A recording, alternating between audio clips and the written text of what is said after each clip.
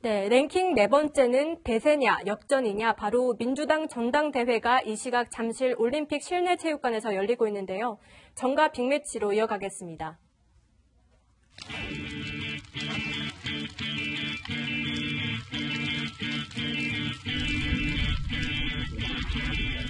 네, 3명의 당대표 후보들은 말 그대로 3인 3색입니다.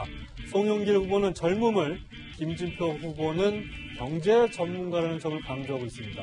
그리고 이해찬 후보는 강한 여당을 만들겠다고 말하고 있는데요.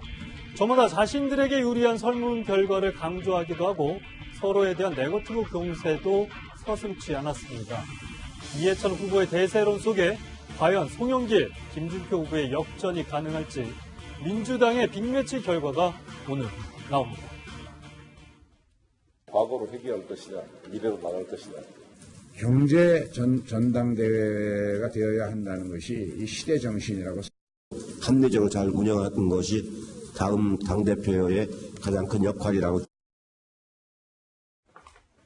네, 교수님 지금 새 후보들의 얘기를 좀 들어보셨는데 지금 각각 뭐 세대 교체론, 경제 해결사 그리고 강한 야당 이런 부분들을 외치고 있습니다. 앞으로 각 후보들이 당 대표가 된다면 앞으로 어떤 민주당을 이끌어 갈 거라고 보시는지 궁금합니다. 그 말씀만 드리기 전에 아까 저한테 발언기를 안 주셨으니까 제가 꼭 이 얘기를 하고 넘어가야 될 것 같아요. 네. 그 남북 문제 관련해서 북한이 저렇게 나오는 문제 잠깐 언급하고 들어가겠습니다.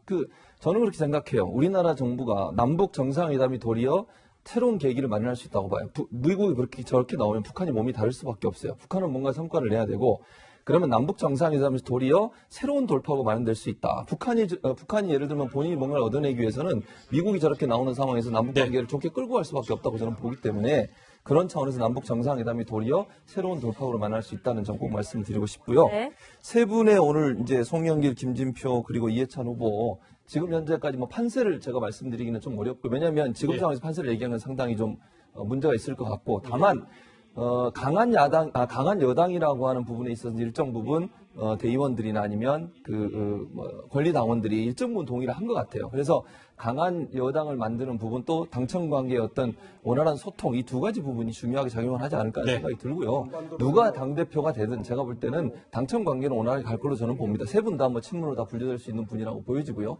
그 다음에 이제 중요한 것은 여당이 어떻게 한 목소리를 내면서 청와대와 좋은 관계를 맺고 앞으로 정치에 청와대가 추진하는 정책들을 꾸준히 뒷받침할 수 있는 기회를 만들어내느냐 하는 부분이 중요한 안건이 될 거기 때문에 권리당원이나 대의원들 같은 경우는 당의 상평과 상황, 정책 상황을 잘 아시는 분들이기 때문에 제가 볼 때 이 두 가지에 관심을 갖고 투표를 하지 않을까 이런 생각이 듭니다. 네, 지금 화면에는 이 시각 더불어민주당 전당대회 모습이 나오고 있는데요. 문재인 대통령은 전당대회에 직접 참여하지는 않고 참석하지는 않고 메시지가 영상으로 나오고 있는 모습을 보시고 계십니다.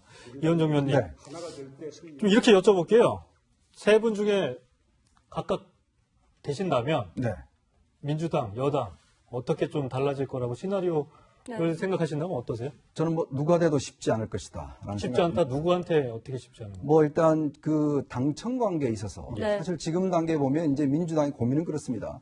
과연 지금 정부가 문재인 정부냐 민주당 정부냐 이런 어떤 의문을 던졌을 때 누구나 다 똑같이 문재인 정부라고 이야기를 하고 있거든요. 네. 자, 그건 뭐냐면 민주당의 역할이 그동안 거의 없었다는 것이죠. 자, 그러면 이제는 어떤 면에서 이번에 3명의 후보가 나온 것 자체는 이제 앞으로 2020년 총선 공천을 할 수 있는 그런 권한을 가진 당이고 또 정권 재창출의 어떤 그런 여러 가지 목표를 가진 당 아니겠습니까? 자, 그러면 3명의 후보가 누구든지 저는 민주당 정부를 만들려고 할 것 같아요. 네. 왜냐하면 이제 당 중심에서 당이 뭔가 정권을 새롭게 만들고 당 주도로 정치를 움직여 나가야 할 텐데 그렇지만 이거는 청와대에서는 아마 그걸 용납하지는 않을 겁니다. 자, 그런 상황으로 비춰보면 어떤 후보가 되든지 간에 뭔가 당청 간의 갈등은 사실 있을 수밖에 없고 또 당의 역할을 좀 더 확대시켜내는 쪽으로 사실 어떤 후보든지 노력을 할 거예요. 그러니까 그런 상황인데 지금 같은 경우에 지금 인생 문제나 등등을 보면 오히려 청와대의 어떤 역할이 더 좀 집중되고 있는 상황이거든요. 자, 그러면 이런 상황에서 민주당이 어떤 국민의 민심을 끌어안아야 되는데 이 민심을 끌어안기가 녹록지 않을 겁니다. 왜냐하면 지난번 이해찬 후보도 이야기했지만 이제는 내리막기다라는 이야기를 했거든요. 그 내리막의 어떤 속도를 좀 더 늦추고 그러면서 전열 정비를 하는 그 역할을 해야 되는데 그 역할을 과연 이제 새로운 지도부가 할 수 있을지 또 당 중심으로 어떤 민주당을 개편해 나갈 수 있을지 상당히 이제 어려운 과제를 안고 있는 그런 상황이라고 볼 수가 있겠습니다. 네, 사실 뭐 이 선거 막판으로 갈수록 이 후보들의 네거티브 공방도 굉장히 거셌는데요. 사실 이해찬 후보는 좀 느긋하고 자신이 할 말을 하는 반면에 이제 송영길이나 김진표 후보는 이해찬 후보에 대해서 좀 부정적인 부분들을 계속해서 얘기를 하더라고요. 한번 직접 들어보시겠습니다. 김진표, 이해찬 후보 간의 세력과 계보 싸움을 목도하고 있는 우리 대의원 동지들이 당의 통합과 사십 없이 문재인 대통령을 지켜나갈 송영길을 선택해 주실 것이다. 이렇게 저는 믿고.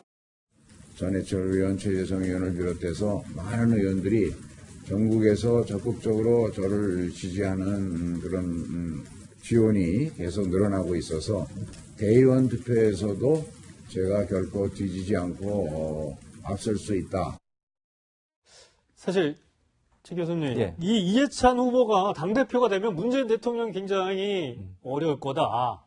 이 당이 엄청 강해지면 당 중심으로 가려면 청와대 그리고 정부하고 많은 마찰이 있지 않을까. 이런 얘기들도 조금씩 나오더라고요. 그런 얘기가 나오죠, 사실은. 왜냐면 이해찬 의원이 갖고 있는 어떤 강성 이미지 때문에 그런 건데, 저는 뭐 그러지 않을 거라고 봅니다. 뭐, 물론 누가 될지는 모르겠습니다. 만약 이해찬 후보가 당선돼서 당대표가 된다 하더라도, 당층 간의 갈등을 일으키거나 아니면 뭐, 대통령이 상당히 부담스럽게 만드는 그런 상황을 만들 가능성은 저는 낮다고 보거든요. 그러니까 본인이 늘 주장하는 게 뭐겠습니까? 진보 정권이 계속 가야 된다고 주장하지 않습니까? 그러려면 당층 간의 갈등이 생기면 안 돼요. 그렇게 돼서 어떻게 진보 정권이 계속 갈 수 있겠습니까? 네. 그러니까 자중질환이 일어나지 않도록 하기 위해서 어찌 보면 당을 더 다독이고 그다음에 잘 관리를 해서 청와대의 관계가 잘 되도록 함으로써 결국은 진보 진권이 더 갈 수 있도록 하는 그런 기반을 만드는 것이 그분의 역할이라고 볼 수 있기 때문에 제가 볼 때는 본인은 정치적으로 그런 판단을 충분히 하실 수 있는 분이라고 봐요. 그러니까 본인의 생각과 성향하고 정치적으로 본인이 어떤 위치에 앉아서 그 위치를 담당하는 거하고는 약간 차이가 있다고 저는 보거든요.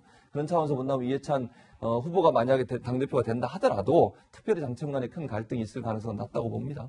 네, 이제 이번에 뽑히는 당 대표가 2020년 총선도 이제 진두지휘를 하게 될 그렇죠. 텐데 이번에 투표하는 대의원들이 어떤 리더십에 중점을 두고 투표를 할 거라 보시나요? 아마 지금 이제 여러 가지 경제 상황, 또 유능한 여당 예. 그런 측면에서 본다면 또 한편으로는 이제 야권과의 관계에서 좀 강한 여당, 네. 또 한편에서는 또 이제 그렇지만 뭔가 변화해야 된다, 세대 교체를 해야 된다 이런 복합적인 즉 세 명의 후보가 주장한 것들을 다 사실은 어떤 면에서 보면 지금 당에서 요구를 할 겁니다.